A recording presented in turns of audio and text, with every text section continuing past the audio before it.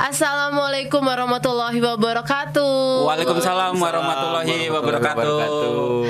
Balik lagi nih ya sahabat Raka dan juga sahabat. Saya Hendar Nun. Iya, sahabat Kompas. Betul, sahabat Kompas. Ya. Kok saya langsung Hendar Nun ya? Gak apa-apa. Ini yang balik lagi soalnya kita. tadi ada musikan. Oh iya. Betul. Jadi biar nggak tegang gitu ya. Iya. Betul. Iya Kang ya. Hari ini kita balik lagi ya sahabat Raka dan juga sahabat Kompas TV ya. Betul. Di podcast Riau 46. Betul. Ya kan, dan ada yang spesial ini kita biasanya kita jam 1 nih Kang. Ini jam 12 kita udah langsung Live ya? Live, Okay. yes. Ya, jadi podcast Riau 46 itu adalah kolaborasi antara Kompas TV Jawa Barat dan Radio Raka FM Bandung, begitu. Punten ya, seharusnya jam 1 saya minta nggak apa-apa. jam 12 karena jam 2 saya sudah ada acara lagi. Nggak apa-apa iya. kan? Lumayan jauh dari sini. Iya, nggak apa-apa. Nggak apa-apa Pak. Tapi yang pasti hari ini kita spesial akan membahas tentang apa nih Kang Ya, Hendar? tentang seputar Jawa Barat dong. Nah, kalau ngobrol seputar Jawa Barat, kira-kira apa nih yang bakal kita tanya ya ke Ini ada Kang Erwan ya? Ya, betul. Sehat ya Kang ya? Alhamdulillah Kang. Oh, dari mana? Sebelumnya katanya dari Kendari. Ya, hari Jumat sampai hari Minggu kemarin saya menghadiri pembukaan STQH Nasional ke-28 di Kendari, Oke. Sulawesi Tenggara. Ya, Jawa Barat alhamdulillah mengirimkan 36 kafilah. Ya, mudah-mudahan kita bisa juara umum ya, Ya. di Amin. STQH ke-28 ini. Oke. Itu kapan, Pak? Kang untuk pelaksanaannya? Pelaksanaannya kemarin dibuka tanggal 11 Oktober ya, hari Sabtu, sampai dengan tanggal 19 Oktober ini, 8 hari. Oke, berarti cukup padat nih. Iya. Bapak nih sehat-sehat loh Pak Alhamdulillah. Kalau misalkan kalau dulu kan Ya. Kang Erwan ini wakil Bupati Sumedang. Betul. Sekarang wakil Gubernur Jawa Barat. Iya, betul. Ada perbedaan berartinya? Ya, pasti ada. Kumaha teh Kang? Eta perbedaan teh Kang. Ya. Saya awali dengan karir saya di politik. Saya tahun 2009 sampai dengan 2014 ketua DPRD di Kota Bandung. Terus 2014 sampai 2017 saya ketua fraksi di DPRD Kota Bandung. 2018 sampai 2023 saya menjabat sebagai wakil bupati di Sumedang, dan alhamdulillah di pemilu tahun 2024 yang lalu saya bersama Kang Dedi terpilih menjadi gubernur dan wakil gubernur Jawa Barat periode 2025-2030. Iya, kalau kemarin kan Ya. dimonitoring, kalau sekarang memonitoring gitu ya. Iya, Langsung ya, Pak ya. Iya, betul. Kita sekarang ya nggak langsung berhadapan dengan masyarakat, tapi Betul. dengan pemerintahan di kota kabupaten ya. Iya. Ya karena yang punya masyarakat itu kota kabupaten. Betul. Nah, Oke, kalau Kang ini berkaitan dengan kemarin kan kalau misalkan dari pelantikan itu Februari ya Kang ya? Ya, tanggal 20 Februari 2025. Nah, kalau Ya. yang sekarang berarti kan udah sekitar 8 bulan kali ya? Kalau Ya, misalkan betul. gitu. Kita jalan 8 bulan. 8 bulan. Oke. Program yang sudah dilaksanakan atau yang sekarang sedang berjalan dari pemerintah Provinsi Jawa Barat itu seperti apa? Ya, awalnya kita identifikasi seluruh permasalahan di Jawa Barat ya. Karena angka stunting kita masih cukup tinggi, 15,9%. Terus indeks Gini kita juga perbedaan antara yang kaya dengan yang miskin itu masih cukup ya jauh ya, 0,416 poin, dan juga angka pengangguran kita masih di 6,7%. oke.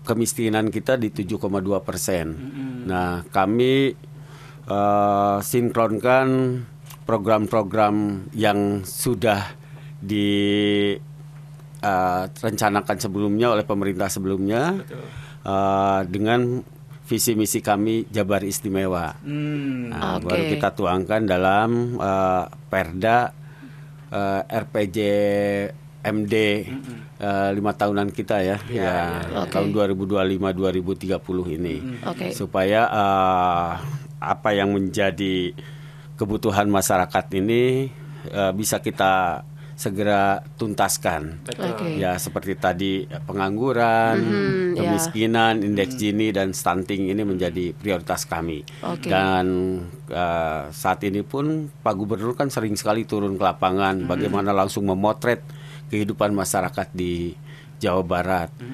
Saya lebih banyak di kantor, ya kita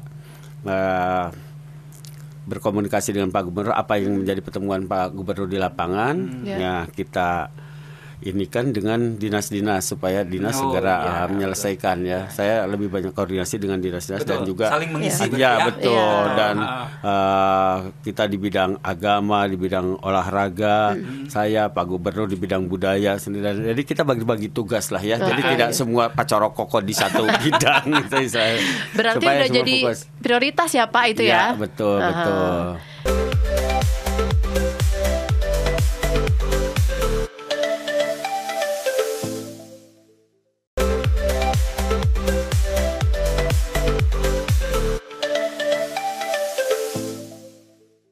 Kalau semuanya sekarang isu-isu tentang pendidikan gitu Ya, Pak, betul. tentang lapangan pekerjaan, pendekatannya betul. sekarang gimana Pak? Ya, di Jawa Barat ini kita lebih dominan usia produktif ya. Iya. Usia produktif kita cukup tinggi di Jawa Barat ini. Nah, bagaimana nanti kita formulasikan usia produktif ini supaya nanti bisa lebih berkembang dengan baik, terutama di bidang pendidikan. Betul. Kita kerjasama dengan pembiayaan pendidikan dari mulai jenjang SD sampai dengan menengah, bahkan pesantren-pesantren juga kita nanti akan berikan beasiswa, bahkan karena usia masa sekolah kita ini baru 9,1 ya. Artinya lulusan di Jawa Barat ini rata-rata SMP. Ya, sebenarnya kita targetkan di akhir masa periode saya dengan Kang Dedi minimal ini ya SMA atau D3 lah minimal ya. Minimalnya nanti ke depan. Itu kenapa Pak? Ya, karena emang kesejahteraan berarti kurang. Ya, banyak yang putus sekolah ya, terus ya masih belum juga di satu tempat itu kurang sekolahnya. Betul. Oleh karena itu kami juga prioritaskan di bidang infrastruktur ini, infrastruktur pembangunan sekolah, pemerataan sekolah-sekolah di Jawa Barat, selain juga pembangunan infrastruktur untuk mendukung konektivitas dari desa ke kota, karena tagline kami kan lembur diurus, kota ditata. Nah, ini kita harus betul-betul salah satunya untuk menurunkan indeks Gini tadi. Ya, dari sentra-sentra pertanian yang selama ini para petani ini susah untuk menjual hasil panennya karena akses jalannya. Ya, kita perbaiki, termasuk juga irigasinya. Alhamdulillah tahun ini kita menambah untuk belanja itu ya 4,1 triliun. Di antaranya itu untuk pendidikan dan infrastruktur. Ya. Banyak yang diurus ya Pak ya? Ya, banyak sekali. Di Gubernur itu ternyata begini gitu. Ya. Banyak pisan ternyata nyapanya. Tapi ya kita nikmati saja lah dimanapun. Ketika saya jadi ketua DPRD saya nikmati dengan baik, kita syukuri ketika jadi wakil bupati. Dan ini juga ketika jadi wakil gubernur saya kan tidak mimpi-mimpi acan lah istilahnya. Ternyata nyapanya sebelumnya nggak ada cita-cita atau nggak ada bayangan kalau misalkan. Saya tadinya menyalonkan bupati di Sumedang. Beberapa kali Kang Dedi ngajak terus. Saya baru 4 hari menjelang pendaftaran ke KPU selalu saya menyatakan, hayulah Kang, saya mau jadi wakil Kang. Jadi 2 hari 3 hari saya ngurus bolak-balik Bandung Jakarta, rekomendasi dari partai-partai pengusung dan pendukung. Alhamdulillah di hari pertama pendaftaran ke KPU kami bisa mendaftar dengan lancar sampai ke pemilihan dan terpilih. Kalau boleh tahu alasannya kunaon sih Akang mau? Oke, saya mau gitu kan, biasanya kan ada pertimbangan apa gitu dan sebagainya gitu. Awalnya kan cukup panjang, saya 2 bulanan lah. Awalnya Kang Dedi itu tepatnya tanggal 7 Juni datang ke rumah saya di Tanjung Sari, ngajak saya berpasangan. Aduh Kang, saya belum berpikiran lah untuk ke Jawa Barat. Apalagi saat itu kan masih ada Kang Emil yang satu partai dengan saya di Golkar. Beliau juga kan awalnya masih maju di Jawa Barat.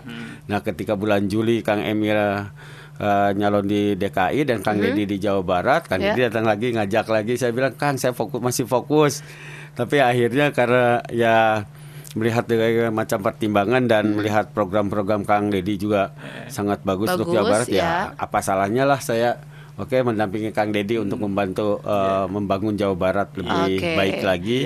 Ya berarti menjadi Jawa Barat yang istimewa. Iya, amin. Berarti ini sudah berjalan beberapa bulan Mas, semua top ya gitu ya. Oke. Yang paling menarik lah sekarang tuh kalau kita ngobrol tentang ini Kang Hendar, tentang MBG. Betul. Nah, di Jawa Barat dan juga SPPG ya. Betul. Ini jadi konsen juga ya, Pak, berarti ya? Betul. Kemarin Akang juga ke sana katanya. Betul. Kemarin saya mewakili Pak Gubernur. Hadir bersama seluruh jajaran BGN dari mulai Ketua BGN Pak Profesor Dr. Dadang Handayana, terus para wakil kepala BGN 3 wakil ya, dan dari Jawa Barat mewakili Pak Gubernur, terus dari DKI diwakili oleh kepala dinas kesehatannya dari daerah khusus Jawa. Enggak, kemarin kita 3 provinsi, Jawa Barat, daerah khusus Jakarta dan juga Banten. Banten langsung dipimpin oleh Pak Gubernurnya Pak Andra Soni. Terus bersama dengan para kepala SPPG se-Jawa Barat, daerah khusus Jakarta dan juga Banten, juga mitra MBG dan juga ahli gizi. Kurang lebih kemarin 10.000 audiens di sana. Kita membahas bagaimana sinkronisasi antara SPPG, mitra. MBG dan juga ahli gizi. Sehingga ke depan tidak lagi ditemukan permasalahan di lapangan. Saat ini alhamdulillah Jawa Barat sudah terbangun lebih dari 2.500, hampir 2.600 SPPG di Jawa Barat. Dari total sekitar 4.800 rencana pembangunan SPPG di Jawa Barat. Jadi sudah sekitar 55%. Lebih tinggi dari nasional. Nasional sendiri baru 43% terbangun SPPG. Kita sudah 55%. Target saya di akhir November seluruh SPPG di Jawa Barat sudah terbangun. Amin. Dan sudah bersertifikasi ya, bersertifikat ya. Saat ini kita masih baru sekitar 1%-an lah ya yang bersertifikat LSLHS ini. Ada targetan nggak? Ya, saya targetkan semua wajib SPPG di Jawa Barat ini mempunyai SLHS atau sertifikat laik, higienis dan sanitasi. Sehingga tidak ada lagi permasalahan seperti kemarin. Nanti ada QC-nya, quality control-nya. Ini layak nggak diberikan kepada anak-anak atau penerima MBG ini? Kalau ini sudah basi, jangan sampai diberikan ke anak-anak. Lebih baik rugi daripada kita meracuni anak-anak kita. Terjadi lagi. Dan kita juga harus memberikan pemahaman kepada para orang tua siswa yang sekarang ini masih banyak juga yang menolak anaknya mendapatkan MBG karena takut dengan kejadian kemarin. Tapi insya Allah dengan nanti para SPPG ini mempunyai SLHS, dijaminlah kita tidak akan ada lagi yang keracunan.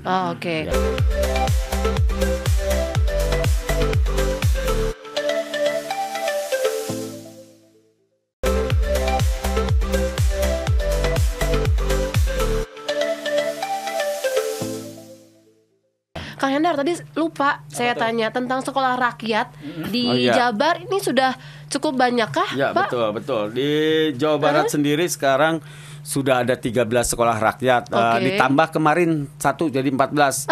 Saya seminggu yang lalu meresmikan sekolah rakyat di Tasikmalaya. Jadi 14 sekolah rakyat sudah terbangun. dan kurang lebih ada 1.380 sampai 1.400-an lah yang sudah bersekolah di sekolah rakyat di Jawa Barat. Dan kita pun akan bangun lagi sekitar 4 di tahun ini di lokasinya di Bina Siswa Cisarua, Sentra Wiataguna di Kota Bandung, Sentra Abioso di Kota Cimahi, dan juga Sentra Terpadu Pangudi di Kota Bekasi. Dan ada di beberapa tempat lagi rencana. Ya, ini 4 yang saat ini sedang dibangun. 4 lagi di beberapa tempat, ya insya Allah terbangun 8 lah sampai akhir tahun ini ya. Insya Allah tambahan lagi. Sekarang sudah ada 14, dibangun lagi 8, kurang lebih 22 sekolah. Kita targetan tahun 2025 ini selesai. Itu targetan untuk siswanya berapa, Pak? Target siswa ya tadi saja 14 sekolah itu sekitar 1.400 ya, sekitar 2.000-an lebih lah ya, 2.500 siswa kurang lebih. Ya itu tadi kan karena ya Jabar istimewa kalau misalkan larinya ke pendidikan ya kan. Betul, salah satunya adalah pendidikan. Ya kita jangan sampai stuck ini di rata-rata usia sekolah. Kita ini di 9,1. Kita targetkan ya minimal 12 tahun sampai 15 tahun usia sekolah ya. Ada di minimalnya SMA. Minimal SMA atau maksimalnya bisa ya D3 sampai 1 ya, mudah-mudahan ya. Maksimal bisa ke atas terus. Tapi kita ini kan step by step, ini di periode ini ya minimal 12 tahun lah ya. Tapi tadi yang menarik itu Akang lebih sekarang itu lebih concern untuk infrastruktur pembangunan di desa dan kota ya kan. Betul. Seperti itu. Terintegrasi, terkonektivitasnya dengan baik ya. Kita juga fokus di kota-kota besar, terutama di Bandung ini karena kan sering macet, terutama di hari libur ya. Kita akan bangun BRT, bus rapid transit Bandung Raya. Itu kita di tahun 2026 ini kita akan mulai bangun dengan anggaran 1,3 triliun. Wah, keren nih Kang Hendar. Ditunggu banget ini. Untuk akses Bandung Raya ya. 2025 ini, akhirnya 2025 ini kita sudah mulai. Ini kan. Terus termasuk nanti juga LRT. Saya udah berapa kali juga dengan Kemenhub berkomunikasi. Kita sedang bikin perencanaannya, FS dan DED-nya juga termasuk kita investornya. Karena kalau kita tergantung dari pembiayaan kita daerah APBD itu ya emang harus nyari investor ya. Makanya kita cari investor ya, insya Allah ada beberapa investor sudah siap dari China, dari Jepang, dan juga dari Uni Emirat Arab. Itu sudah mereka bersedia. Nanti kita cari yang terbaik, yang menguntungkan untuk pemerintah dan masyarakat Jawa Barat. Oke, Kang Hendar, ini ada satu lagi yang ini mah harus diobrolkan pisan ini mah ya. Kalau ngomongin tentang Persib, udahlah ini mah. Kayaknya udah di luar asli kepala ini mah. Ini mah ya. Gimana? Kami harus dong ya, apalagi Persib ini adalah kebanggaan masyarakat, bukan hanya Kota Bandung, walaupun namanya Persatuan Sepak Bola Bandung, tapi ini sudah menjadi milik masyarakat Jawa Barat. Dan Persib ini kan sudah mendunia, bukan hanya di Jawa Barat saja. Ya sudah menjadi rahasia umum lah kalau bobotoh ini di seluruh provinsi di Indonesia ini ada. Dan itu saya buktikan ketika Persib away ke daerah manapun selalu ada bobotoh.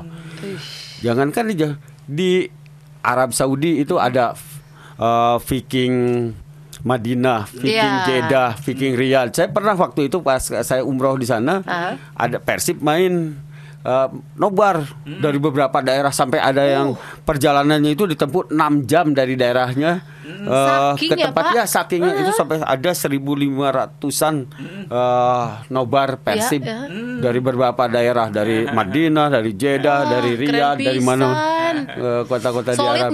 Betul. Pas lihat itu suasana yang ada di luar negeri, betapa antusiasnya bobotoh gitu seperti itu merinding nggak? Kalau saya mendengar dari Akang aja ceritanya udah merinding gitu. Sangat merinding. Saya pernah dengan bapak saya juga ke Jepang. Begitu mendarat, padahal nggak ada, udah disambut tuh Pak, bukan di luar bandara lagi. Mereka masuk Pak sampai ke pintu, kita turun dari pesawat sudah dibentangkan spanduk selamat datang Pak Haji Umuh, manajer Persib. Keren. Viking Tokyo kan. Mereka tahun ini sudah berulang tahun yang ke-15 tahun Viking. Disebutnya Bobotoh Salam Dunia. Betul. Salam semesta ya. Betul. Oke. Tapi kalau ditanya sebagai pendukung Persib, bukan lagi nomor 1, ini malah udah segala-gala gitu. Harapan Bapak gimana Pak? Saya sangat berharap tahun ini Persib bisa melampaui prestasi sebelumnya ya, apalagi dengan pemain-pemain yang sudah kelas dunia lah ya, bukan kelas ini lagi, bukan kelas nasional atau daerah lagi. Kita punya Tom Haye, Eliano, dan banyak pemain-pemain dari Brazil yang bagus juga, terus termasuk Franz Putros dari Irak ya. Ya, soalnya kan Persib sekarang bertandingnya bukan hanya di kancah nasional tapi di Asia juga, di ACL 2 ya.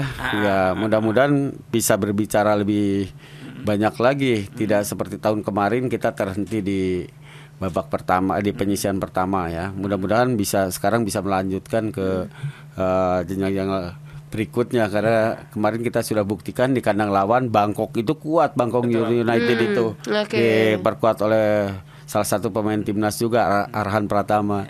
Kita bisa menang di sana. Ya, mudah-mudahan di pertarungan ini bisa ada bintang 1 ya Pak ya. Amin. Minggu depan kita akan melawan Selangor FC ya di GBLA. Oke. Kang, Panginten aya harapan untuk atau himbauan ke masyarakat berkaitan dengan pemerintahan di Jawa Barat berkaitan dengan masyarakat seperti apa? Mangga disampaikan, didugikan. Ya, saya berharap masyarakat mendukung penuh visi misi kami, visi misi Jawa Barat Istimewa, sehingga kita bisa segera menyelesaikan permasalahan yang ada di masyarakat dengan kolaborasi yang baik antara pemerintah dengan masyarakat. Kita ingin melibatkan secara langsung masyarakat dalam pembangunan di Jawa Barat. Berimplikasinya adalah bagaimana kesejahteraan masyarakat di Jawa Barat meningkat, kemiskinan menurun, indeks Gini menurun, pengangguran menurun, stunting menurun, dan IPM kita meningkat. Saya berharap masyarakat semua berperan aktif. Istilah Cina cekurang Sunama ulah lalajo wungkua. Oke. Kami pemerintah Jawa Barat, saya dengan Kang Deddy tidak anti kritik. Saya justru membutuhkan kritik dari masyarakat, tetapi juga tolong kritik jangan yang membabi buta. Kritiklah kami dengan baik, dan bahkan kalau bisa diberikan juga solusi kami untuk menyelesaikan permasalahan itu. Untungan kritik, terbalik Dedi mah jeung Erwan kagaweana kitu kieu barijeng. Barijeng teu solusina naon. Terbalik teh naon, terus solusina harus seperti apa. Nah, itu mari kita bicara bersama antara pemerintah dengan masyarakat, sehingga semua permasalahan di Jawa Barat ini tuntas minimal di 3 tahun pemerintahan kami. Amin. Siap, amin. Hatur nuhun pisan ya Kang. Sami-sami. Dino kesibukan tos dongkap ka dieu. Urang ngobrol berkaitan dengan Jawa Barat dan Persib utamanya. Mudah-mudahan Persib oke tahun dia juara deui-nya di juara Liga deui, juara ACL. Betul. 2 di Asia. Betul. Sehingga ini juga bisa mengangkat persepakbolaan Indonesia, bukan hanya Persib saja. Ketika Persib bermain di Liga Asia ini, seluruh pecinta sepak bola di Indonesia dukung sepenuhnya karena demi sepak bola Indonesia. Oke. Sip. Pak, nuhun pisan. Sami. Ini udah ngobrolnya seru ya, Hendar ya. betul. Informasinya juga udah terupdate pisan. Berarti kita ini harus pamit aja gitu ini tanya. Iya, soalnya kan waktunya udah habis nih. Iya nih udah habis Pak. Habis. Kang Erwan juga udah langsung Harus langsung berangkat. Sareang ya. Padat ya, Pak. Betul. Hatur nuhun pisan Bapak. Sami. Sarehat sadayana. Mangga Bapak. Assalamualaikum. Waalaikumsalam warahmatullahi wabarakatuh. Kita berarti harus berpisah dulu. Minggu depan kita mudah-mudahan ketemu lagi ya. Amin. Di podcast Riau 46. Iya, Oke. Sahabat Raka kita pamit dan juga sahabat Kompas TV Jawa Barat pamit. Ya, sama Kang Erwan Setiawan. Assalamualaikum. Waalaikumsalam. Nuhun.